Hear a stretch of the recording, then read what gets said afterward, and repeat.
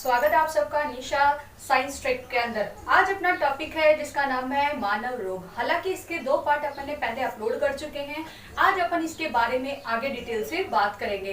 देखिएगा ये टॉपिक थोड़ा सा बड़ा है, लेकिन हाँ हर एग्जाम के अंदर ये बहुत इंपॉर्टेंट है। हर एग्जाम में यहाँ से क्वेश्चन आते ही आते हैं। मैं आपको बहुत ही इजी तरीके से पूरा समझाऊंगी और वे ट्रिक से बताऊंगी। ठीक है, तो स्टार्ट करते हैं। स्टार्ट करने से पहले आपको 3 काम करना है। चैनल में आप नए हो तो सब्सक्राइब करें चैनल को और बेल आइकन को प्रेस करें ताकि मेरे अगले वीडियो के नोटिफिकेशन आपको मिल सके। इसके साथ ही वीडियो को लाइक करें और इसको अपने ग्रुप में शेयर करें। Thank you. स्टार्ट करते हैं। देखिएगा मानव रोग की बात करते हैं। मानव रोग अपन ने देखे थे कितने प्रकार के होते हैं, 2 प्रकारों में बांटा गया था। एक जन्मजात रोग और एक कौन से, उपार्जित रोग। जन्मजात वे रोग होते हैं जो अपने साथ जन्म से होते हैं, यानी कि अपन जब पैदा होते हैं उसके साथ ही क्या आते हैं, ये जन्म से ही रोग आते हैं। इन रोगों को एक नाम दिया गया है जिसे आनुवांशिक रोग भी कहते हैं। क्या कहते हैं इस रोग को, आनुवांशिक रोग भी कहते हैं। देखो आनुवांशिक रोगों में एक सीधा का सीधा क्वेश्चन आता है, वे कौन से रोग है जिनका कोई इलाज नहीं है। तो ध्यान रखिएगा आनुवांशिक रोगों का कोई भी इलाज नहीं होता है।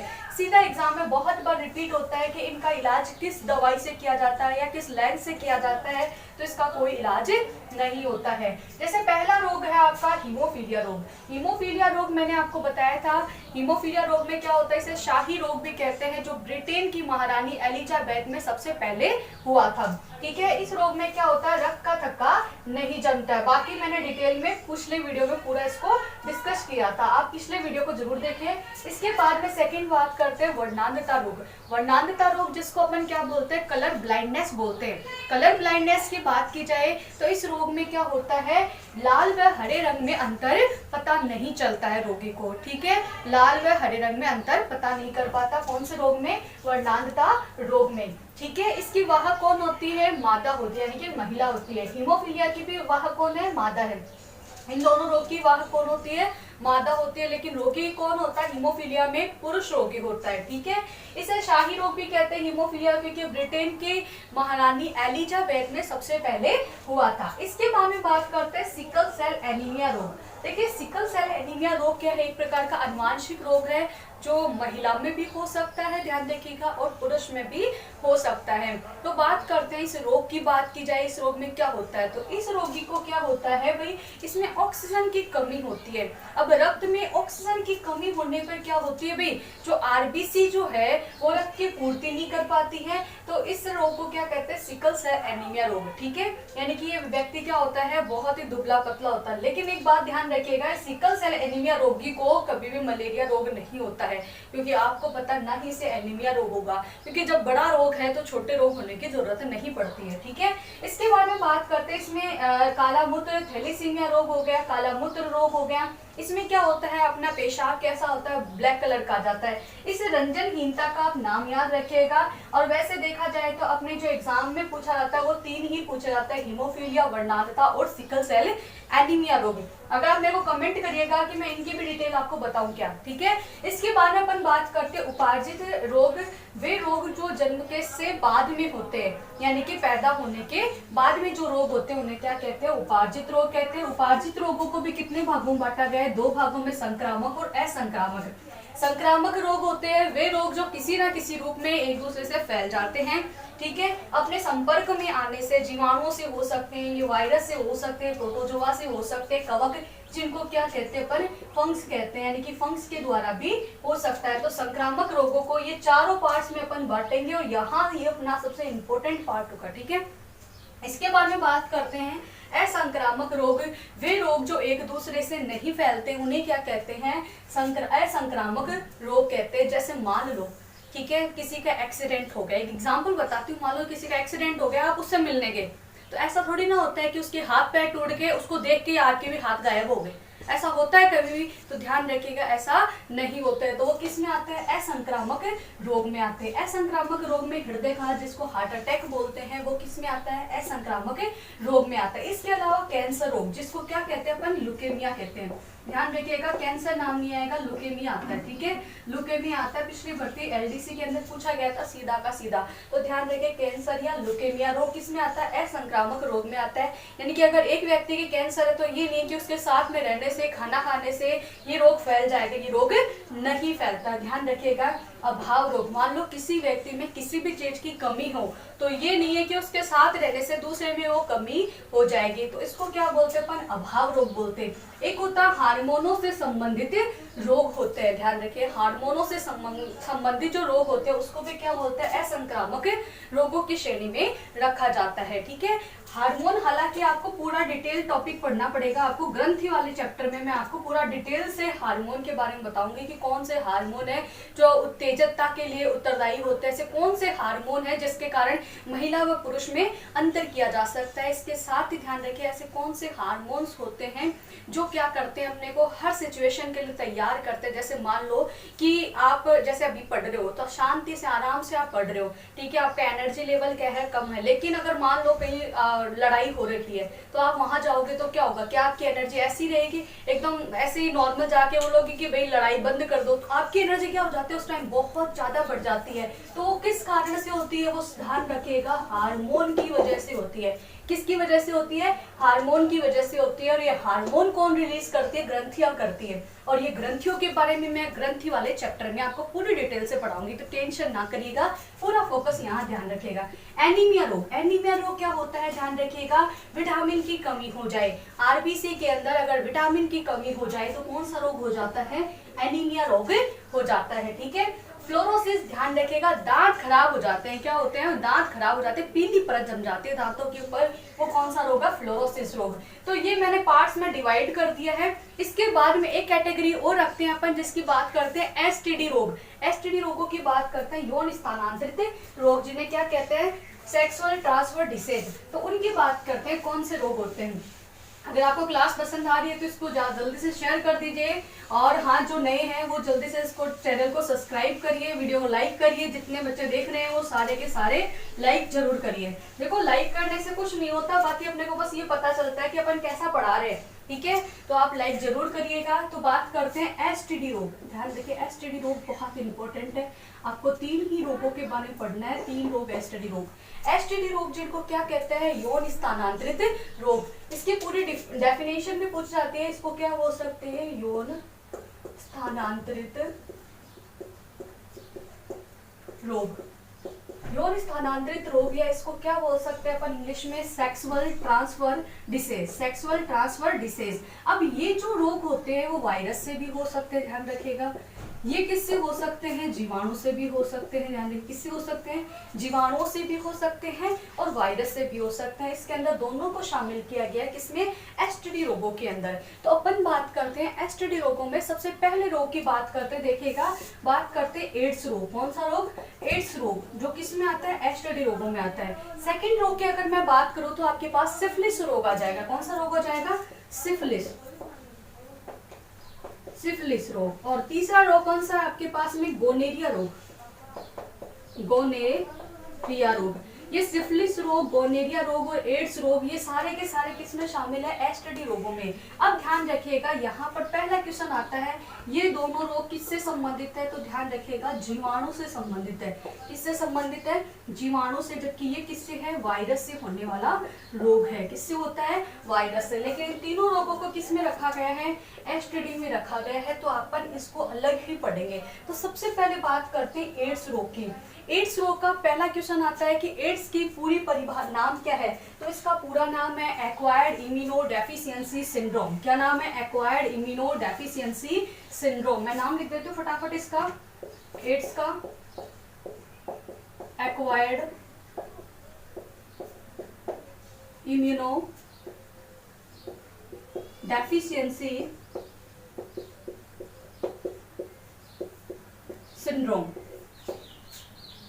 डेफिशिएंसी सिंड्रोम, देखो बहुत बार एग्जाम में पूछा जा चुका है, एड्स का पूरा नाम क्या होता है? तो एक्वायर्ड इम्यूनो डेफिशिएंसी सिंड्रोम होता है, ठीक है, जिसको किस में रखा गया है, एसटीडी रोगों में रखा गया है। एड्स की बात की जाए तो देखिए इसमें इम्यूनो नाम आ रहा है। इम्यूनो का मतलब होता है इम्यूनिटी पावर क्या होती है, कमजोर हो जाती है। आप मेरे को कमेंट करके बताइएगा क्या एड्स से किसी व्यक्ति की मृत्यु हो सकती है या नहीं, ठीक है। तो चलिए आगे बात करते हैं। एड्स रोग को क्या कहते हैं अपन, रिट्रोवायरस भी कहते हैं। इसकी वायरस का नाम क्या है, रिट्रोवायरस भी बोलते हैं, जिसको एचआईवी वायरस भी बोलते हैं। वायरस का नाम बहुत बार एग्जाम में पूछा जा चुका है, ध्यान रखिएगा। कई बार इसकी पूरी परिभाषा पूछ जाती है, कई बार इसका वायरस का नाम पूछा जाता है। तो देखिएगा एचआईवी का पूरा नाम की बात की जाए, ध्यान रखिए इसको रिट्रोवायरस भी कहते हैं। और सीधा का सीधा आपको जेनेटिक वाले चैप्टर में पढ़ने को मिलेगा। जो रिट्रोवायरस है क्या एक अनुवांशिक रोग है, तो ध्यान रखिएगा नहीं है, ये पीढ़ी दर पीढ़ी नहीं जाता। मान लो किसी के फैमिली किसी के ये रोग है तो उसके जो बच्चे होंगे उनमें ये रोग ट्रांसफर नहीं होगा, ठीक है। तो रिट्रोवायरस इसको क्या कहते हैं अपन, एचआईवी भी कहते हैं। क्या कहते हैं, एचआईवी। अब यहाँ एचआईवी की फुल फॉर्म बात करते हैं तो एच का मतलब क्या हो जाएगा, ह्यूमन। आई का मतलब क्या हो जाएगा, इम्यूनो।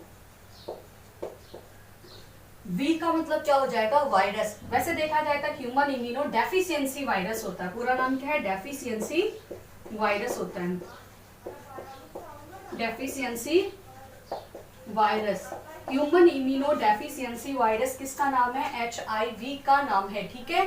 अगर आपके पास इधर ये आ जाए ह्यूमन इम्यूनो वायरस तो भी सही है, ध्यान रखिएगा। जो फुल फॉर्म है वो गलत नहीं होंगे। एग्जाम में आपने जो पढ़ा है वो दोनों करेक्ट है। ह्यूमन इम्यूनो वायरस भी सही है, ह्यूमन इम्यूनो डेफिशिएंसी वायरस भी सही है। इसके बाद में आगे बात करते हैं एचआईवी को। आप याद रखना भी, ध्यान रखिएगा, एचआईवी को आपको एकदम अच्छे से याद रखना है। एचआईवी का पूरा नाम क्या है, ह्यूमन इम्यूनो डेफिशिएंसी वायरस, ठीक है। देखो दोनों में क्या नाम है, इम्यूनो, यहाँ पर भी इम्यूनो, यहाँ पर भी इम्यूनो। तो मतलब क्या होता है, इम्यूनिटी पावर क्या हो जाती है इसके अंदर, कमजोर हो जाती है। मैंने भी पूछा था आपको क्या एड्स के कारण किसी व्यक्ति की मृत्यु हो सकती है, तो बिल्कुल एड्स के कारण मृत्यु नहीं होती है, कभी भी एड्स के कारण मृत्यु नहीं होती है। लेकिन हाँ, व्यक्ति क्या होते हैं, इम्यूनिटी पावर इतना कमजोर हो जाता है इसका कि अन्य जो रोग हो जाते हैं, नॉर्मल सर्दी जुकाम भी उसके बहुत जल्दी हो जाती हैं।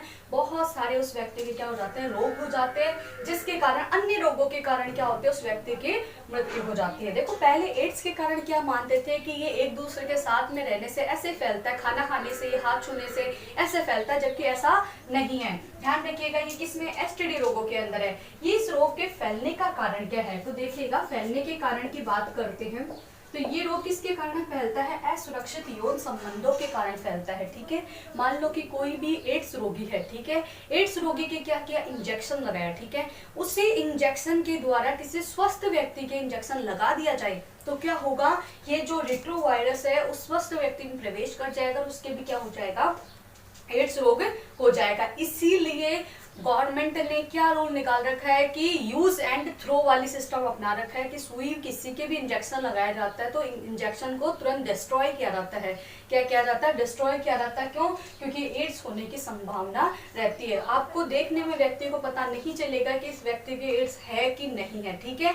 इसीलिए तो और अपने अगर मान लो एड्स किसी के हुआ है तो भी उसकी बॉडी पहचान नहीं पाती, अपने अंदर एंटीबॉडी है। ध्यान रखिएगा अपने अंदर क्या है, जैसे कोबरा टीम होती है ना, कोबरा टीम क्या करती है, भारत की प्रोटेक्शन कर रही है, ठीक है, जो बहुत ही खतरनाक होती है। वैसे ही अपने अंदर कौन है, एंटीबॉडीज है, जो क्या करती है, मान लो कोई भी अन्य चीजें या अन्य मान लो कि जीवाणु, वायरस, कोई भी अन्य सूक्ष्म जीव अपने अंदर प्रवेश करते हैं तो एंटीबॉडी क्या करते हैं, उन पे अटैक करती है और उनको खत्म कर देती है। लेकिन ये क्या है भाई, बहरूपिया है, इसको पहचान नहीं पाती है। अपनी डब्ल्यूबीसी जो है, ध्यान रखिएगा, कौन करती है एंटीबॉडीज का निर्माण, डब्ल्यूबीसी करते हैं, जो अपनी रोगों से रक्षा करते हैं। डब्ल्यूबीसी इसको पहचान नहीं पाते क्योंकि ये रूप किसका ले लेता है, डब्ल्यूबीसी के जैसा रूप ले लेता है, इसलिए इसको अपनी डब्ल्यूबीसी पहचान नहीं पाती है और ये रोग क्या होता है, बड़ा बनने लग जाता है और अपनी क्या होती है, डब्ल्यूबीसी की शक्ति कमजोर पड़ जाती है, फिर ये रोग स्टार्ट हो जाता है।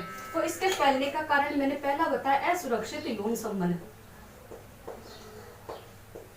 यौन संबंध। इसके अलावा संक्रमित सुई से, संक्रमित सुई से।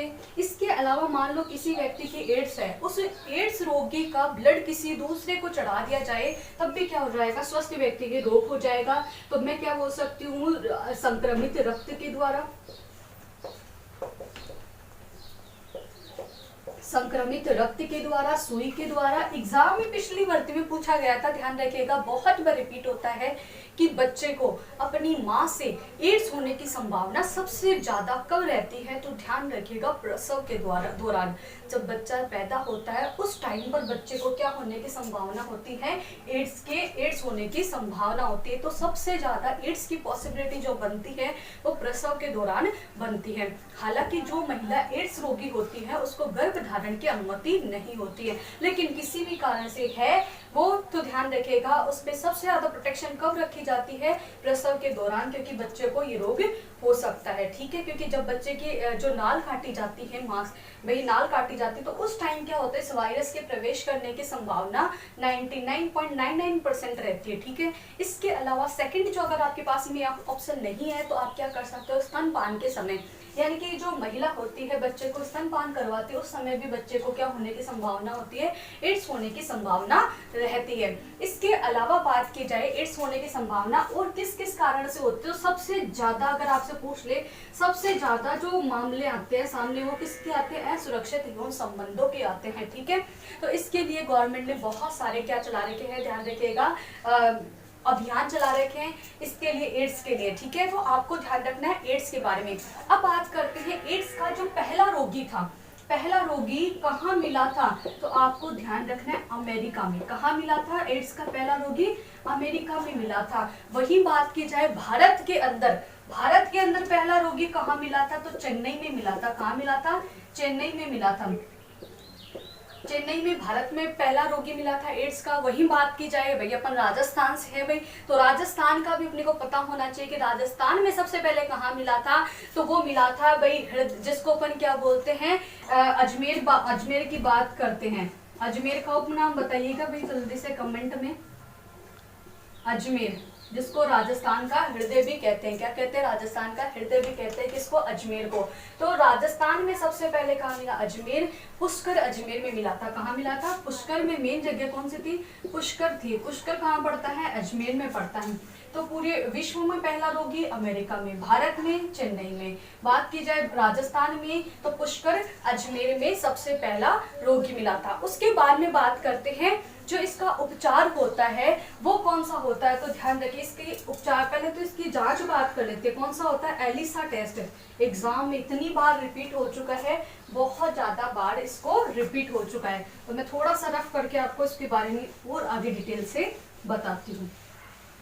तो ये जो एड्स रोग है, बात करते हैं इसका जांच कौन सी होती है, तो एलिसा टेस्ट होता है। ध्यान रखिएगा सबसे इंपॉर्टेंट है ये एलिसा जांच है, एलिसा टेस्ट होता है। एलिसा टेस्ट किसके लिए किया जाता है, एड्स रोग के लिए किया जाता है। इसके अलावा इसकी बात की जाए तो सैंडविच जो टेस्ट होता है, टेस्ट और कौन सा होता है, सैंडविच टेस्ट, सबसे इंपॉर्टेंट ध्यान रखिएगा एलिसा टेस्ट ही होता है इसका, सैंडविच टेस्ट होता है। इसके अलावा बात की जाए आधुनिक जो तकनीक है वर्तमान में एड्स रोग के लिए कौन सी टेक्निक अपनाई जाती है, तो आप ध्यान रखिएगा पीसीआर। कौन सी अपनाई जाती है, पीसीआर। अब आपसे पूछ ले पीसीआर का पूरा नाम क्या होता है, तो इसका पूरा नाम है पॉलीमेम्ब्रेन चेन रिएक्शन। पूरा नाम क्या है, पॉलीमेम्ब्रेन चेन रिएक्शन। पॉलीमेम्ब्रेन चेन रिएक्शन क्या होती है, पीसीआर की पूरा नाम है। पीसीआर क्या है, एक प्रकार की आधुनिक तकनीक है, जानने की कौन सी है, आधुनिक तकनीक है। अब इसके बाद में अगर पूछा जाए एड्स की जो टैबलेट आती है वो कौन सी आती है, ध्यान रखिएगा AZT। टैबलेट का नाम क्या होता है, AZT। टैबलेट का पूरा नाम लिखा होता है सीधा क्या, AZT लिखा होता है। इसके बाद में बात करते हैं इसका उपचार क्या है भाई, इसका ध्यान रखिएगा। वैसे इसका ये सिर्फ एक दर्द निवारक औषधियां होती है, इम्यूनिटी पावर बूस्ट करने की औषधियां होती है, ठीक है। बाकी इसका तरीका यही है, बचाव का उपाय एक ही है, सुरक्षित रहें, बचाव का यही रही है, ठीक है। बचाव का क्या होगा इसका, भाई सुरक्षा ही बचाव है और कोई इसका इलाज नहीं होता है। तो ये अपना एसटीडी में पहला रोग हो गया, कौन सा, एड्स रोग। आपको इसमें 3 क्वेश्चन याद रखना है। एड्स का वायरस, वायरस का पूरा नाम, इसके अलावा इसकी जांच आपको सबसे इंपॉर्टेंट याद रखने, पीसीआर। पीसीआर एक आधुनिक जांच है कि एलिसा टेस्ट है जो सबसे कॉमन टेस्ट होता है। इसके अलावा बात की जाए, इसकी जांच हो गई, इसका पूरा नाम याद रखिएगा, ठीक है। और माता से बच्चे को सबसे ज्यादा एड्स होने की संभावना कब होती है, इस बारे में आपको ध्यान रखना है। आगे बात करते हैं एसटीडी रोगों के अंदर ही सेकंड रोग की बात करते हैं, गोनेरिया रोग। कौन सा रोग है, गोनेरिया रोग।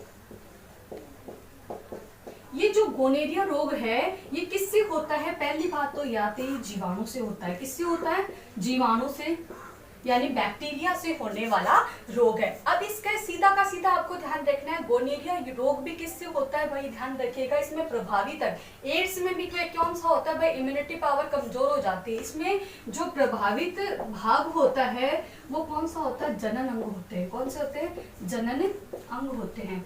यानी कि जनन अंगों पे क्या होती है, इसमें सूजन आने लग जाती है, ठीक है। इसके अलावा ध्यान रखिएगा, जो पुरुषों की बात की जाए तो सेशन से क्या होता है, पीले रंग का द्रव स्रावित होने लगता है। इसके साथ में ही क्या होता है, यहाँ पर जो स्त्री और पुरुष होते हैं उनके जनन अंगों में सूजन आती है और साथ में ही फुंसियां होने लगती है। अब बात करते हैं इसके जीवाणु का नाम क्या है, नाइजीरिया गोनेरी। जीवाणु का नाम क्या है, नाइजीरिया गोनेरी।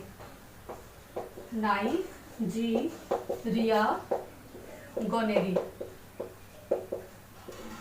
नाइजीरिया जो गोनेरी है, गोनोरी जो नाम है, वो किसका जीवाणु है, गोनेरिया रोग का है। ये किससे संबंधित है, ध्यान रखिए, एसटीडी रोगों से संबंधित है।